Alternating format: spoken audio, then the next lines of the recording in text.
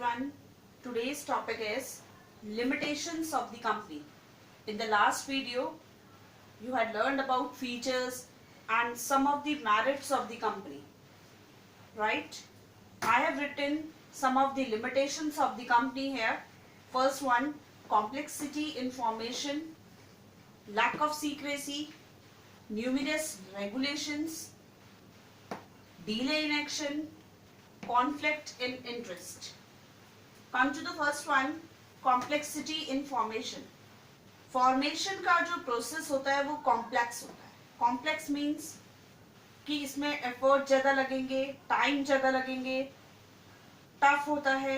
ठीक है, तो फॉर्मेशन कंपनी को स्टार्ट करना क्या होता है, थोड़ा सा हार्ड होता है. The formation of the company requires greater time, efforts and extensive knowledge of the legal requirements and the procedures involved.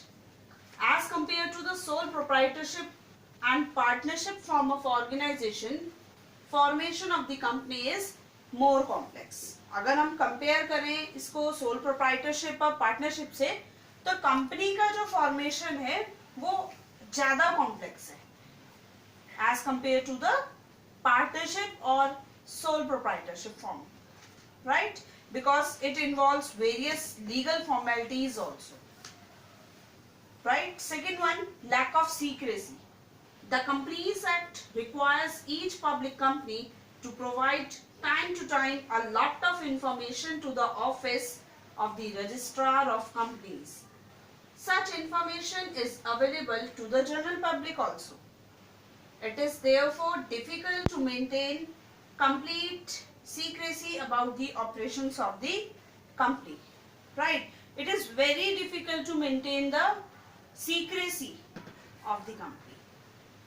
क्यों होता है secrecy इतनी difficult क्यों होती जाती है? क्योंकि इसका जो भी रिकॉर्ड होता है, जो भी टाइम टू टाइम मेंटेनेंस होंगी, वो मेंटेनेंस हमें किसको सबमिट करनी पड़ती है, रजिस्ट्रार ऑफ कंपनीज में सबमिट करनी होती है. और कभी कभी क्या होता है, जनरल पब्लिक को भी हमें इसके बारे में इंफॉर्मेशन देनी होती है. इसीलिए यहाँ पर सीक्रेसी मेंटेन करना थोड़ा सा डिफिकल्ट हो जाता है. Third one, numerous regulation. Numerous means number of regulations. Rules और रेगुलेशंस इसमें ज्यादा होते हैं. राइट? सबको पता है कंपनी है तो ऑडिट भी होगा टाइम टू टाइम, वोटिंग्स भी होंगी, डॉक्यूमेंट्स भी प्रिपेयर करने पड़ेंगे. तो इन सब कामों में आपका क्या जाता है, टाइम भी ज्यादा वेस्ट होता है, एफर्ट्स भी लगते हैं. तो इसमें नंबर ऑफ रेगुलेशंस होते हैं. The functioning of the company is subject to many legal provisions and compulsions. Right? Rules और रेगुलेशंस होते हैं वो कंपल्शन होते हैं, मींस कंपल्सरी है कि आपको ऐसा करना ही करना है. A company is burden with number of restrictions in respect of aspects including audit, voting, preparation of documents, filing of reports, and is required to obtain various certificates from different agencies like registrar, security exchange board of India. यहाँ से आप लोगों को क्या करना पड़ता है, certificates भी इशू करवाने पड़ते हैं. राइट? तो यानी काफी सारे कुछ रेगुलेशंस होते हैं जिसको फॉलो करना जरूरी होता है. Now come to the next one, delay in decision. सबको पता है जो मेजर डिसीजन होता है वो कौन लेता है, हमेशा टॉप लेवल वाले लेते हैं. और यहाँ पर कंट्रोल किसका चलता है, बोर्ड ऑफ डायरेक्टर्स का चलता है. राइट? हमारे पास मैनेजमेंट में 3 लेवल्स होते हैं. There are 3 levels in the management, top level, middle level and lower level. Right? And the major decisions are taken by the top level management. Here the top level management includes board of directors, then is your shareholder, then is your workers.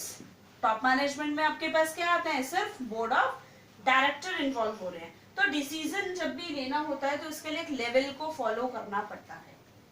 Right? Companies are democratically managed through the board of directors which is followed by the top level management, middle level management and lower level management. Communication as well as approval of various proposals may cause delay not only in taking decisions but also in acting upon them. सिर्फ decision लेने में ही time नहीं लगता है. कोई भी एक information को टॉप लेवल से लोअर लेवल पे जाने के लिए भी समय लगता है. Right, now come to the next one, conflict in interest. Conflict in interest means कि जितने भी पर्सन्स आपके कंपनी में इन्वॉल्व होते हैं, स्टेक होल्डर्स आपके जितने इन्वॉल्व होते हैं, शेयर होल्डर्स इन्वॉल्व होते हैं, सबका इंटरेस्ट क्या होता है, अलग अलग होता है. There may be conflict of interest among the various stakeholders of the company. The employees, for example, may have interested in higher salaries. अगर एम्प्लॉयज होंगे तो वो क्या चाहेंगे कि हमें क्या मिले, ज्यादा सैलरीज मिल जाए.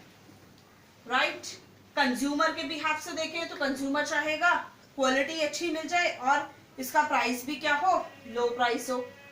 शेयर होल्डर्स चाहेंगे रिटर्न अच्छा मिले. तो हर एक पर्सन, जितने भी स्टेक होल्डर्स किसी कंपनी में इन्वॉल्व होते हैं, सबका इंटरेस्ट क्या होता है, अलग अलग होता है.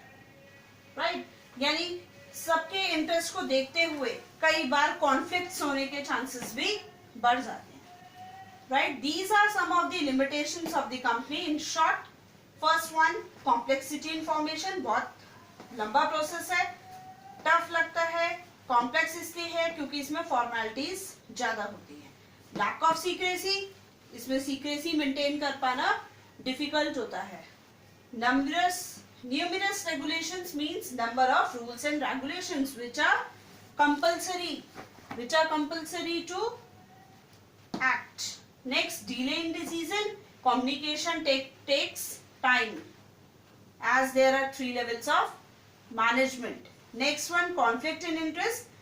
Conflicts among the stakeholders. सबका इंटरेस्ट अलग अलग होता है. Thank you class.